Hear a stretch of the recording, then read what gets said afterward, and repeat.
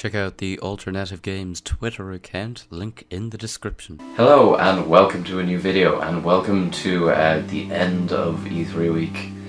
Just topping it off with my top 10 announcements, and well, that's basically going to be it for E3, and I can hopefully get back to doing maybe some more normal videos.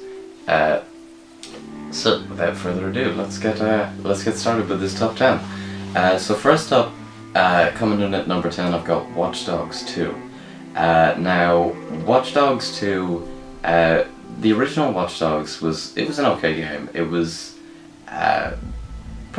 fun, but mainly it just suffered from being kind of generic and brooding, and it essentially was just like a bit of a GTA clone. They did do some interesting stuff with it, like especially the way you could hack into cameras and you could see around areas and you could play with the environment and you could create distractions and everything. Certainly they were the coolest parts of the game, and I think Ubisoft's kind of realised that, because the new game seems to it has a very different tone. This is probably what the Watch Dogs games are going to be like going forward. You know, it really feels like the series is finding its footing, you know, it's kind of changing it up. If this game's good, I think Watch Dogs could end up becoming a long-running thing. If this game is not good, then this is probably the end for Watch Dogs. But certainly out of what they showed, I think the whole idea of being stealthy and playing with the environment is certainly alive and well with this game, and it should be good. So anyway, number 9 is Ghost Recon Wildlands. This game's kind of interesting with its whole story about the drug lord taking over a little country, and the gameplay just looks great. Like I said in my Ubisoft reaction video, it just seems like they've got all these little things that you can do, and it just seems quite interesting in that. Just the way all the teams interact and everything seems to look very good, and the whole thing of where they were chasing him down on motorbikes and everything, I just think it looks like it could be a lot of fun. So yeah. Number 8 is Steep Game. Steep Game is just basically, it's a game about going down steep hills on snowboards and wingsuits and whatever, and it just looks like it'll be a lot of fun to mess around with. You can just, like, you know, check your line and everything, and it's all about coming out with different ways to go down the hill. So certainly Steep Game is a game to look out for. Number 7 is Death Stranding. Now this is a game, we don't know much about it, but I think it's more just for the principle of it.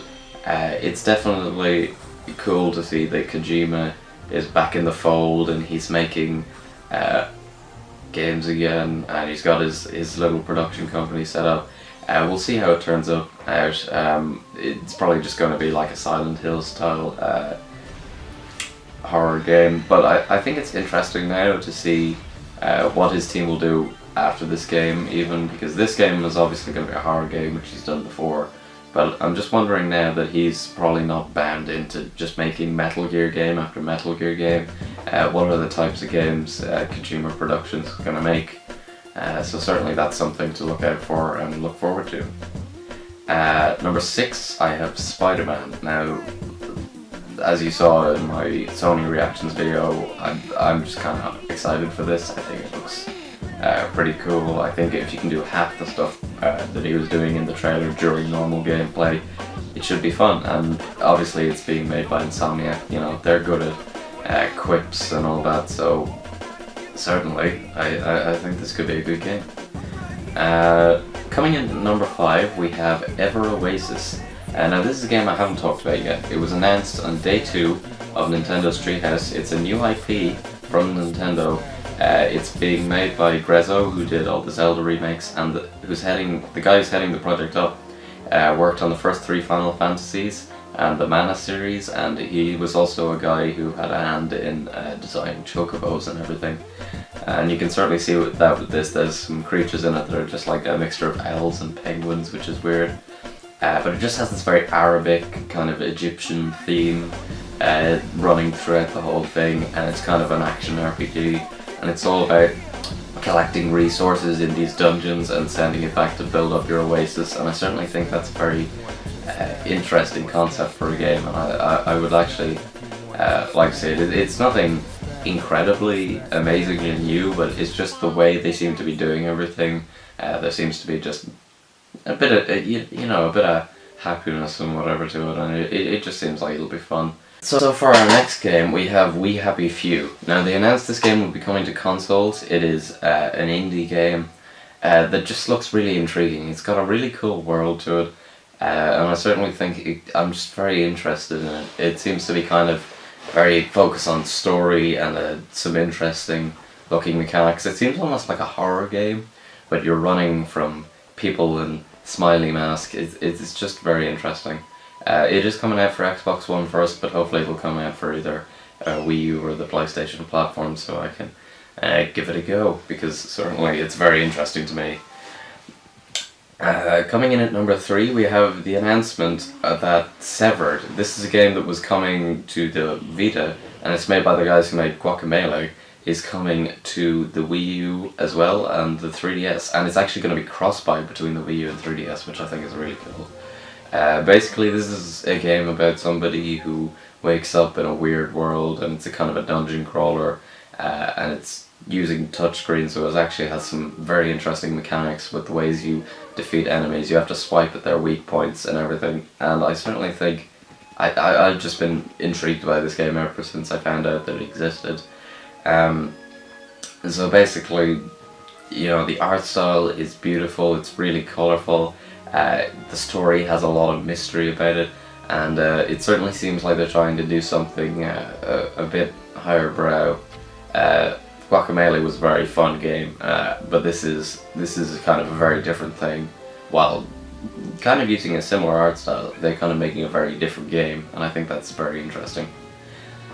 So moving on, number 2 is Fee and the EA Originals thing in general.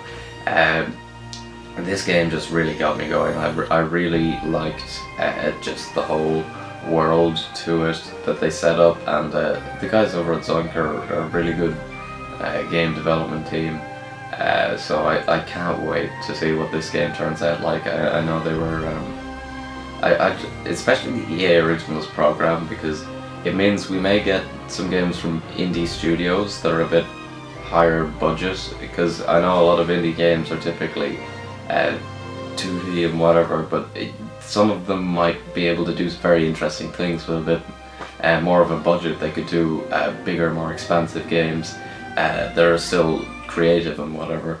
And I think that's what EA are trying to do. Hopefully they won't have too many sort of shackles on it. Hopefully they'll let them run free, whatever other developers they get in to do this. I also hope that Zoink isn't tied to EA now, because they're certainly a studio that I'd like to see do more stuff on their own, but certainly Fee is very interesting, and I can't wait to try it out. So for number 1, I think if anyone saw my reactions during the week, you can probably guess what it is already, and it's Zelda Breath of the Wild. This game is amazing. There's just such a breadth of content by the looks of things. There's just so many different ways you can approach situations. There's so much intrigue to the world and the story, and it's just so beautiful. I cannot wait to play this game. This is definitely looking like it's going to be the Wii U's swan song game, which, typically Nintendo consoles don't tend to have that. They kind of just peter out, and usually it just ends.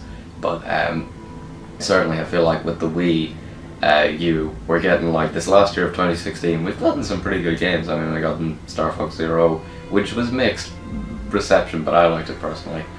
We got Pokken, and we got a lot of other stuff coming up.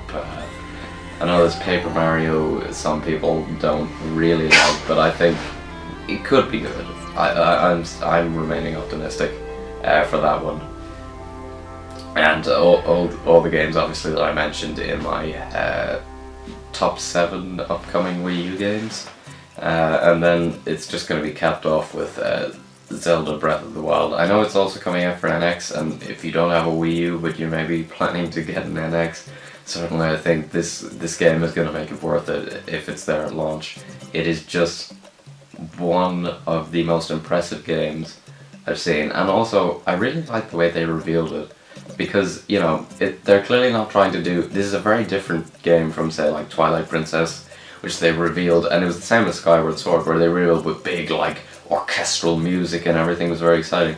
This was just like, Reggie just got up and he just said, oh, this is our new Zelda game, and we saw the trailer, and it just had this very simple, beautiful quality to the music and everything. It just seemed like it was a really kind of more mature kind of thing, where it was just very lovely.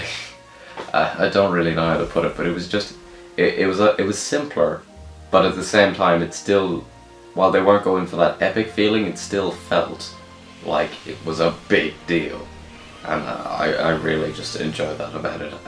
So hopefully you did too, and hopefully you enjoyed this video, and please give it a like if you do.